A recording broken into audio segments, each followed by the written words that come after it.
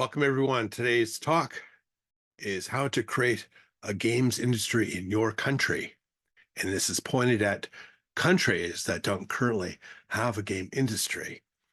I'm going to share my slides. Here we are. All right, here are my slides, and I hope that you appreciate them. Oh, I've got to put them on play.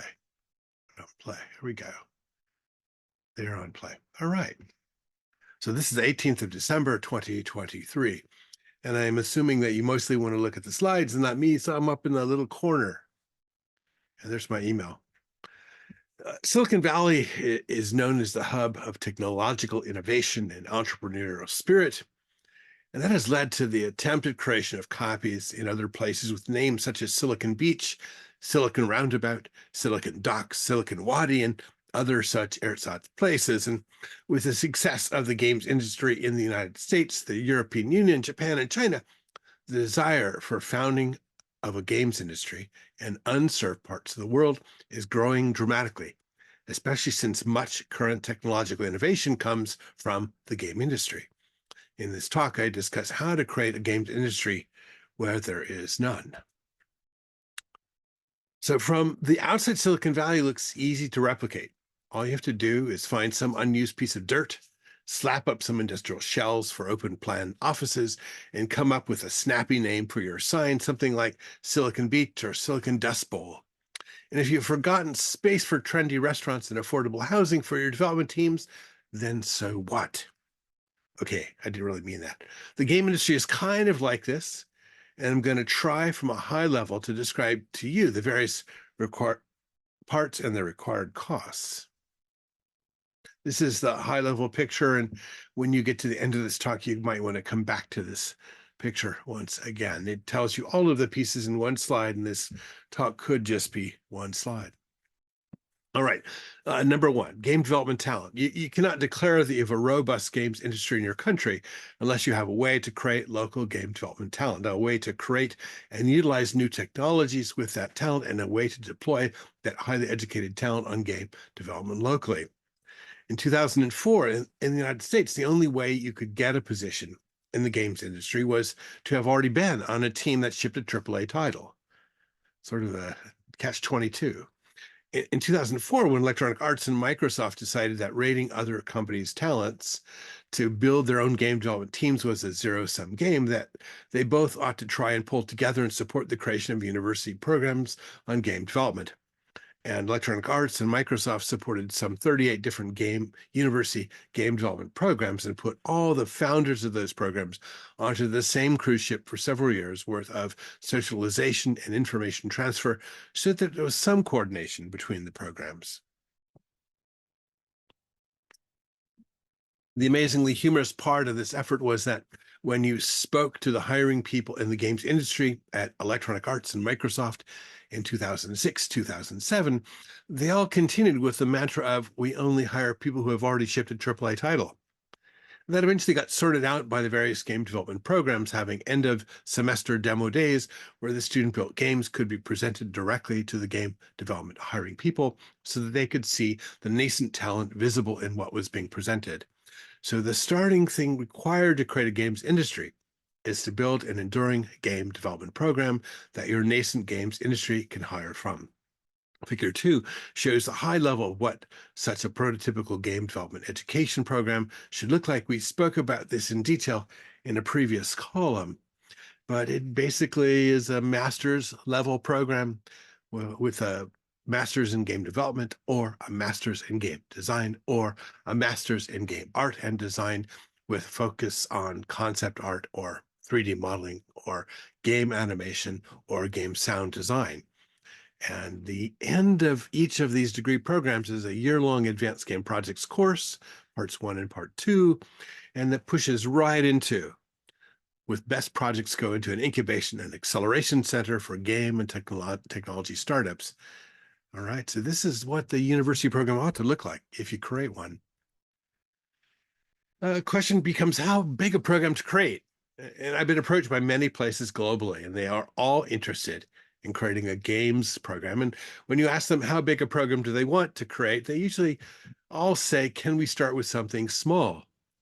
And small usually means maybe 3 classes with 53 students total for those classes. And you can do that the first semester, but the second semester could potentially be 200 plus students, which is great. But if you started small, that means you don't have many faculty to teach. You don't have much space for teaching labs, all of these things that are somewhat hard to get on short notice. My dean at USC gave me an 800 square foot space 2 weeks before the semester started in 2005, in fall 2005. $200,000 to purchase computing hardware and furniture, and he said I had to have 3 game development classes running in 2 weeks.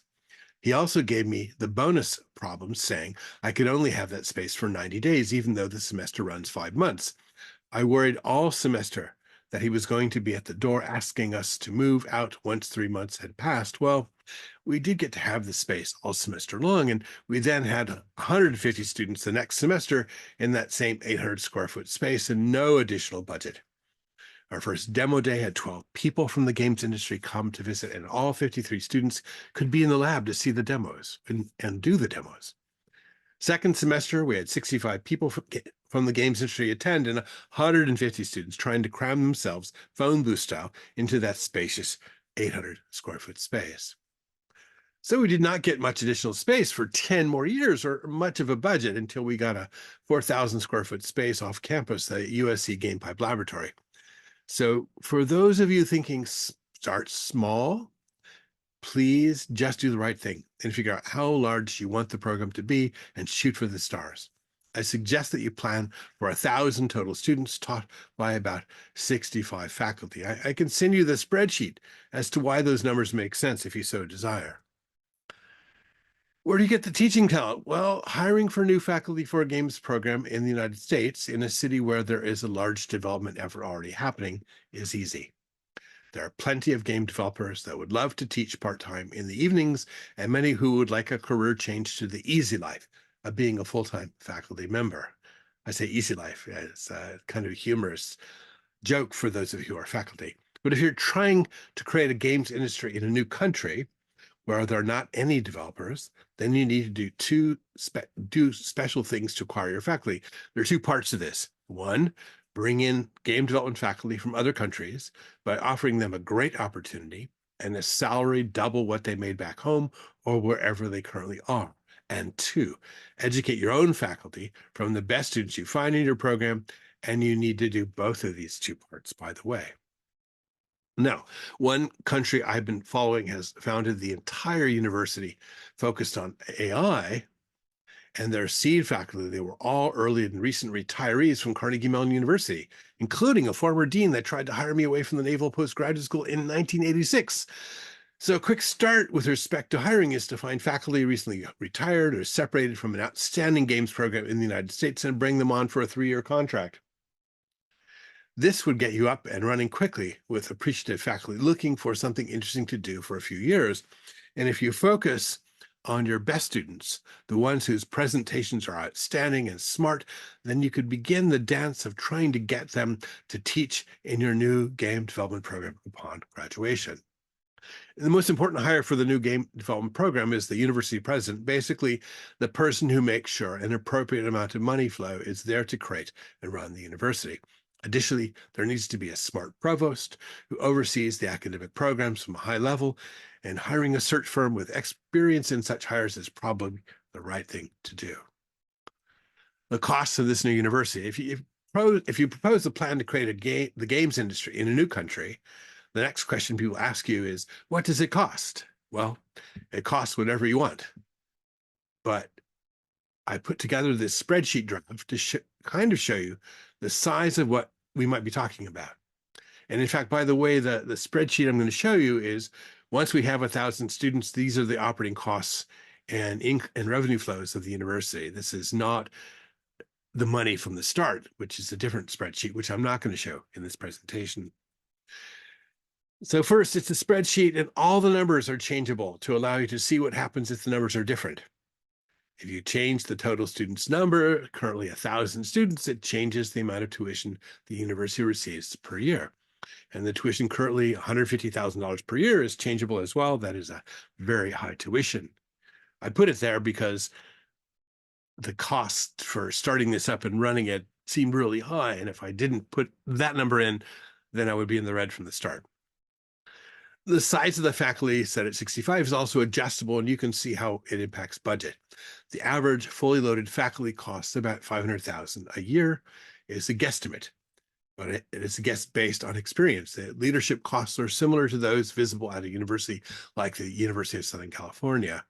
And if you think those are too high for your country and you try and think small numbers there. So for example, if you said, instead of $4 million for my new university president, I want to pay him 600,000. If I want to do faculty at 250,000, then you're starting from people who are not the best that you can get and are not the early retired faculty who already made more money than that at their last position as they stepped down and retired. The only maybe crazy part of this budget is the build/acquire a magnificent building in downtown near the water, 350,000 square foot. That's just because I like to be near the water, and 350,000 square foot is probably the right number for 1,000 students and 65 faculty and all of the other parts of this effort to create a games industry in your country. This building acquisition and construction costs to outfit the building, annual operations costs, and the annual cost to outfit the building. And embedded in the spreadsheet is $1,000 per square foot cost for the building, and that can be broken out should it be so desired. All right. This is just a draft to show most of the large ticket costs and the receipts that make this university happen. The bottom line is startup costs about $402 million plus, annual operating costs about $142 million plus, and the annual receipts about $150 million. That sounds like the budget is balanced if someone can get you that $402 million startup. This provides a net annual profit of just $7.5 million, which is way low. And of course, startup from zero requires some rather large expenditures. So hopefully a government agency or some game industry donors, big corporations that want to have a game industry in your country can fill in the holes. So this is the Game Development University budget. And you'll see the costs there. You'll see the university leadership costs. You'll see the size of the student body there. You'll see the faculty acquisition, how to acquire existing talent to teach, because you actually have to have a person whose job it is to go out and recruit faculty and advertise and recruit faculty. So that's the person you have to pay. That's not a free person. That's probably a $3.5 million a year person. Size of the faculty, when fully staffed, 65, that's about 32,500,000. If you're doing 65 with a fully loaded cost of 500,000. Fully loaded means, by the way, that you've got a salary for them that they're happy with, and then you're paying their benefits and other expenditures that those individual faculty may need, such as administrative and IT support. So you can see the startup costs there. You can see the annual costs. You can see the annual receipts and the net annual there in the bottom of this slide. Games Research Institute and the Incubation and Acceleration Center. The focus of the Games Research Institute was detailed in the previous column, and I give you a reference for it. And the purpose of the Games Research Institute is to develop new technologies and game designs for the games industry. The Incubation Acceleration Center's purpose is to do the work of patenting, protecting the generated intellectual property, and doing the work of licensing deals for that intellectual property. Figures 4 and 5 show the cost of creating and operating both entities. This is the Games Research Institute, $3 million a year for a director of research office operations, annual cost about $34 million, research admin annual $37 million. Researchers, when fully staffed, 50 researchers, again, $500,000 per researcher. It's about $25 million in cost for total researcher. Startup costs about $10 million, annual cost $62 million, annual receipts, donations and grants, $100 million, and net annual about $38 million. So the Games Research Institute is where you actually make some significant, interesting money. Incubation Acceleration Center for Game and Technology Startups. It's going to share space with the educational program and the Games Research Institute, and those costs are in the line item with the Game Development University. You're going to have a director of incubation, about $1 million a year. You're going to have a director of acceleration. You're going to have seasoned developers and business leaders, 5 million a year. You have to have seasoned intellectual property law firm for patents and licensing, about 10 million a year. Total annual, about 17 million. So you can see annual cost of about 17 million. You can see 10 million startup costs for the incubation and acceleration center part of this project. Game development community. This is the formation and nurturing of an active game development community in many dimensions is key to the success of creating this new industry for your country. One of the most important things is that the developing games industry has a palace or event venue, maybe an esports resort where game industry events can be held in grand fashion. It can't just be a tent out in some patch of dirt. This resort will be the location of an annual conference for the global games industry. This resort will become a destination for the global games industry's leaders and talent and be a venue where the locally developed games, technologies, and talent can meet the global industry. There will be an event like the DICE Summit of the Academy of Interactive Arts and Sciences, where the people who have done great things in games over the last year are showcased. And there will be a games industry award show like the Oscars. And since the venue is a resort, it will be a place where that global talent and fans can meet during esports competitions as well. And the cost of building this resort is in figure 6 and is a WAG. It can be anything. It could be an existing building. So space requirements, this is about 1 million square foot building to be built or acquired. I said acquire it, build it for $1 billion.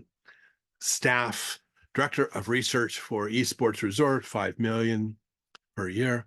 Detailed planning to be conducted via contract to Applied Minds and Gensler.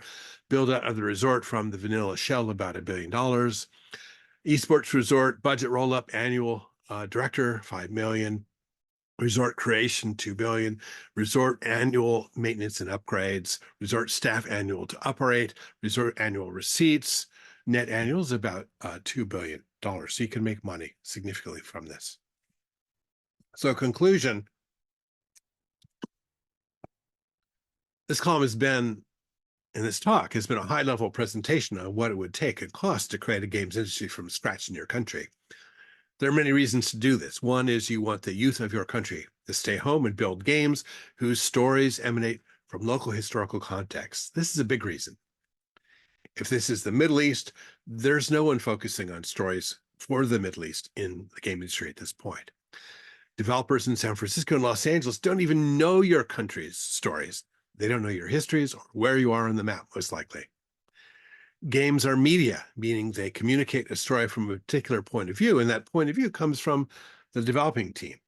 And that development team is, if it's in the United States, it can't really write about your country properly. Another reason to build a games industry in your country is that game development brings about much technological innovation that no longer comes from government agencies like DARPA. Another reason that might be that game developers are typically some of the happiest people on earth, and that happiness is communicated globally from your potentially hit game. And think about this. I'm happy to fly over and consult on what you are dreaming to build and help you change your country's future in the games industry. Here are some references. There's one where it's the definition of Silicon Valley, where it is and what it's famous for. And if you don't know that, then you've been asleep somewhere under a rock. Previous paper written by me, How Do I Get a Position in the Games Industry, which tells you how to build a games education program. A previous paper written by me, We Need Something Like Bell Labs for the Game Industry, which is the Research Institute focus. And there's a link to the DICE Summit, which is just dicesummit.org, and it's a wonderful event, and I love going to it and meeting my friends there in the global game industry at that place. DICE has events in Europe, and it has events in Asia, and it doesn't have anything in the Middle East at the moment. Acknowledgements. Wish to acknowledge contributions of many friends in the games industry that understand why the game industry must be global. Thomas Lee, Pete Blumel, Justin Berenbaum, Joseph Olin, Jingyun Ma, Michael Yuen, Qian Liu, Michael Fisher, Faisal Kazim, Timur Hadi, and many others have all played a part in my understanding of why a global games industry is very important. And if you have any questions, there's my email address, there's my website. And if you're on WeChat, you can scan this QR code and find me. Anyway, this has been How Do You Create a Games Industry in Your Country? I will stop sharing the slides and say goodbye to here from my basement office in Carmel, where the General and the Maltese Falcon and all of my wonderful art and are hanging out here ready to talk to you whenever you want to. You have a great day. This has been the Games Column for IEEE Computer.